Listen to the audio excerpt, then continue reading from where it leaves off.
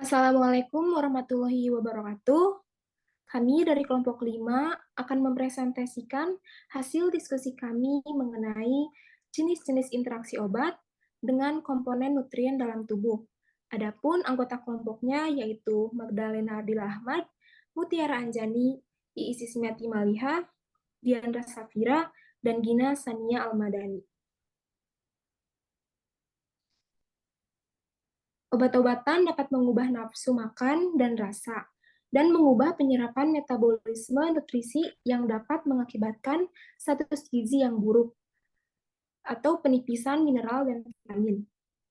Makanan dan gizi tertentu yang ada di dalam makanan, bila dikonsumsi bersamaan dengan beberapa obat, dapat mempengaruhi bioavailabilitas, farmakodinamik, farmakokinetik, dan efikasi obat.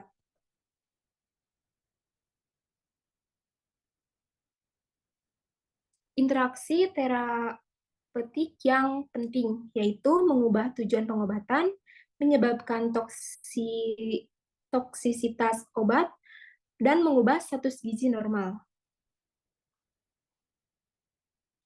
Selanjutnya ada komponen gizi dalam tubuh. Yang pertama ada makronutrien.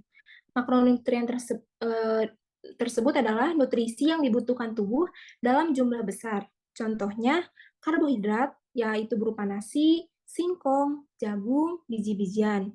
Dan proteinnya daging, ayam, telur, dan ikan. Adapun untuk lemaknya yaitu minyak, kenari, dan kedelai.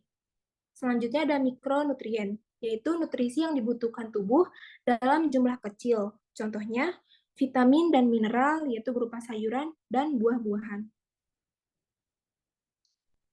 Selanjutnya akan dibacakan oleh Diandra. Baik, selanjutnya yaitu ada pasien dengan risiko pengalaman interaksi makanan dan gizi. Yang pertama ada pasien dengan penyakit kronis, yang kedua ada lansia, ketiga janin, bayi, wanita hamil, pasien gizi buruk, dan yang terakhir alergi atau intoleransi. Next. Berikutnya ada faktor risiko makanan dan obat. Yang pertama itu ada diet khusus, suplemen gizi, makanan tabung, produk herbal, alkohol, polifarmasi, dan penyalahgunaan narkoba. Obat dan nutrisi. Banyak nutrisi penting yang dibutuhkan untuk fungsi optimal dari sistem enzim. Misalnya, rendah kadar protein, asam amino esensial, dan lainnya dapat mempengaruhi fungsi sistem enzim di hati. Adanya beberapa obat, nutrisi tertentu dalam makanan atau suplemen yang berinteraksi biokimia yang mengubah penyerapan dan metabolisme obat atau nutrisi.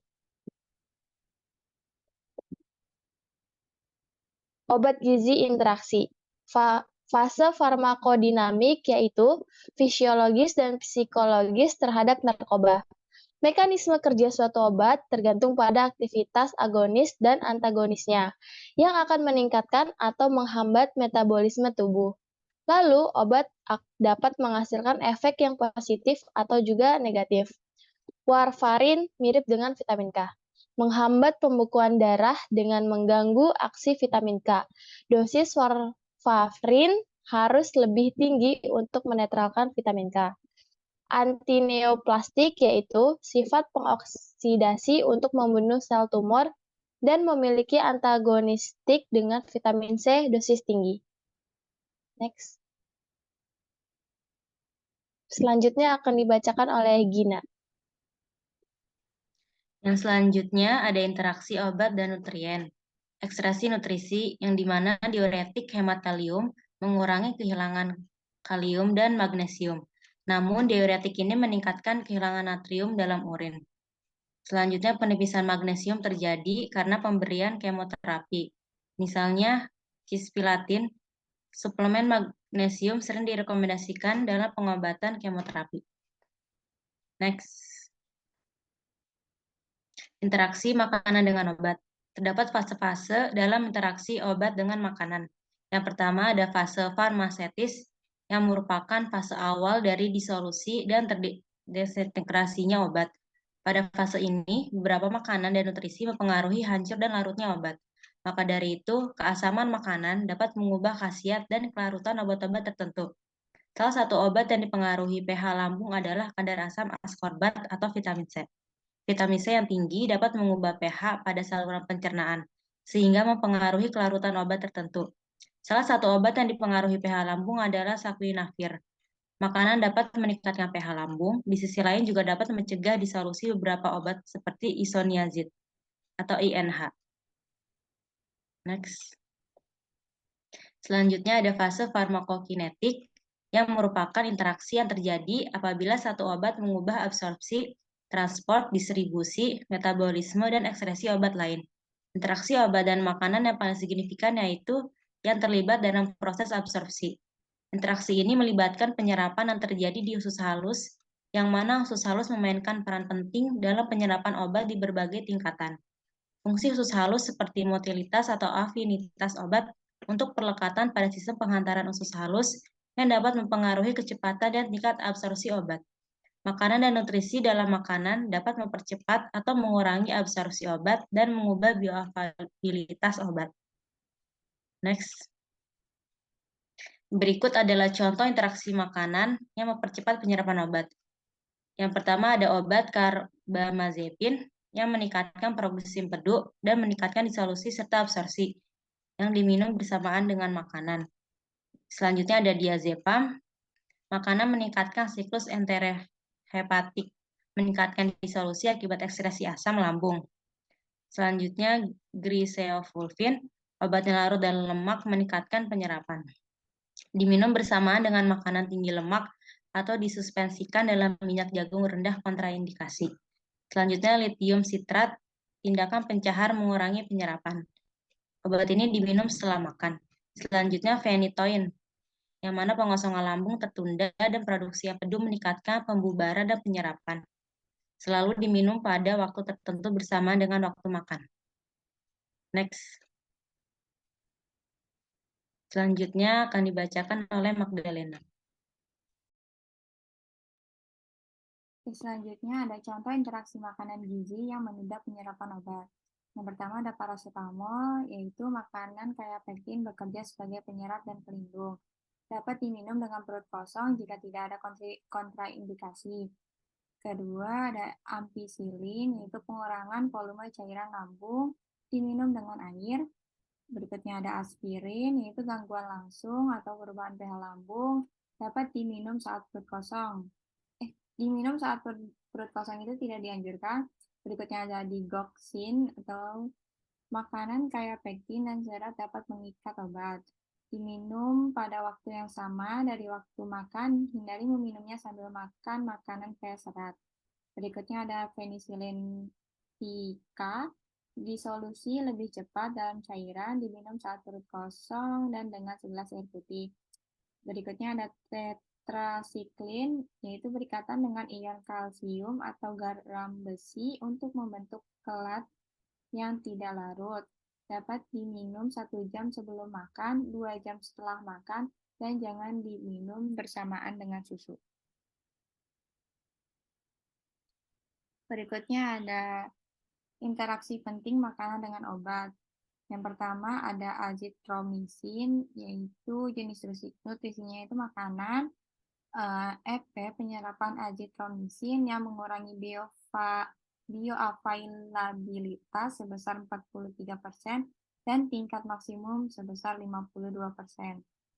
Rekomendasinya beri jarak antara waktu minum, obat, dan nutrisi minimal 2 jam. Berikutnya ada fluoroquinolones. Jenis nutrisinya itu besi dan magnesium plus. Penyerapan fluoroquinolones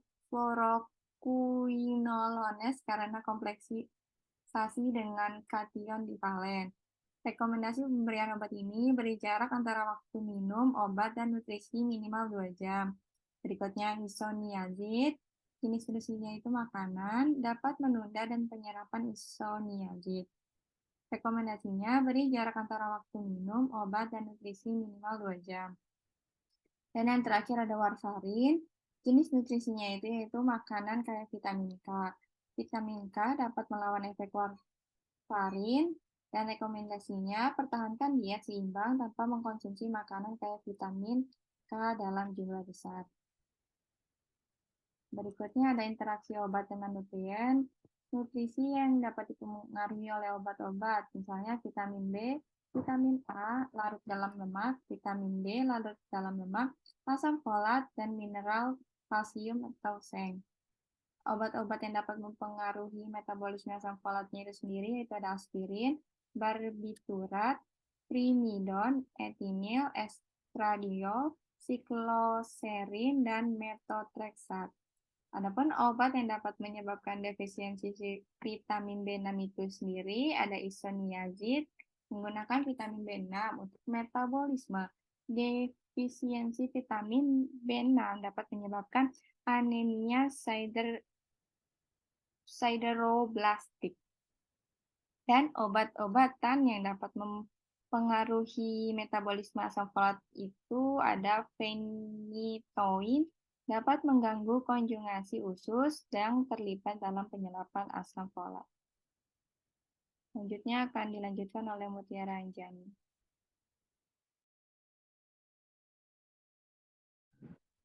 Selanjutnya ada penyerapan nutrisi. Obat pencahar, minyak mineral dapat mengurangi waktu transit di saluran cerna, dapat menyebabkan steatorrhea, kehilangan vitamin larut lemak, vitamin A dan E, Ca dan K. Obat yang mengandung sorbitol dapat menyebabkan diare osmotik yang dapat mempersingkat waktu transit. Antasida mengubah pH lambung dan menyebabkan pembentukan kelat yang dapat mengurangi penyerapan mineral. Next.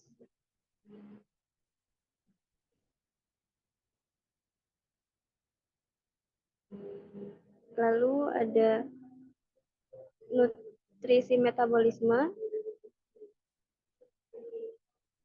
Nutrisi metabolisme, yang pertama ada fungsi penting vitamin dan mineral. Obat-obatan tertentu menargetkan koenzim atau antivitamin untuk mengurangi aktivitas enzim dalam reaksi metabolisme. Asam folat akan dikeluarkan karena obat menggantikan dari dihidrofolat redus untuk mengurangi replikasi sel. Lalu kumarin atau antikoagulan, vitamin K dari makanan dapat berinteraksi dengan obat antikoagulan. Selain itu juga dapat mengubah keamanan dan khasiat obat tersebut.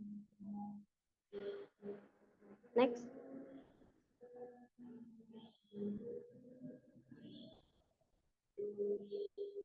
Empedu diperlukan untuk metabolisme lemak dan membantu penyerapan vitamin yang larut dalam lemak, yaitu vitamin A, D, E, dan K. Beberapa resin sekuestrasi empedu mengganggu metabolisme dan penyerapan lemak, penghambat MAO dan penghambat oksidase diamin. Berinteraksi sangat kuat dengan amina pemrosesan biologis dalam makanan. Pasien yang sedang mengkonsumsi inhibitor MAO atau inhibitor diamina oksidase dianjurkan untuk menghindari makanan-makanan yang banyak mengandung tiramin atau amina vasoaktif. Next.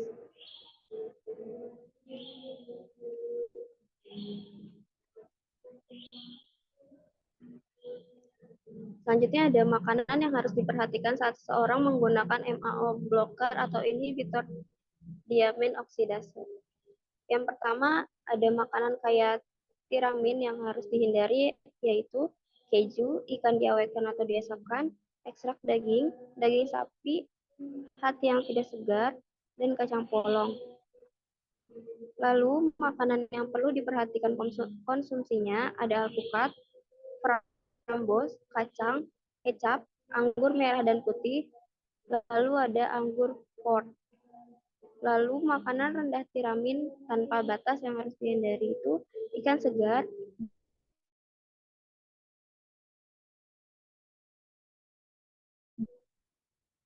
cetakan, dan jagung manis.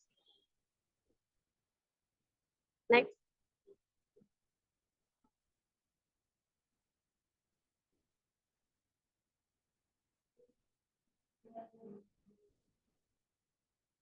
Sekian dari kelompok kami.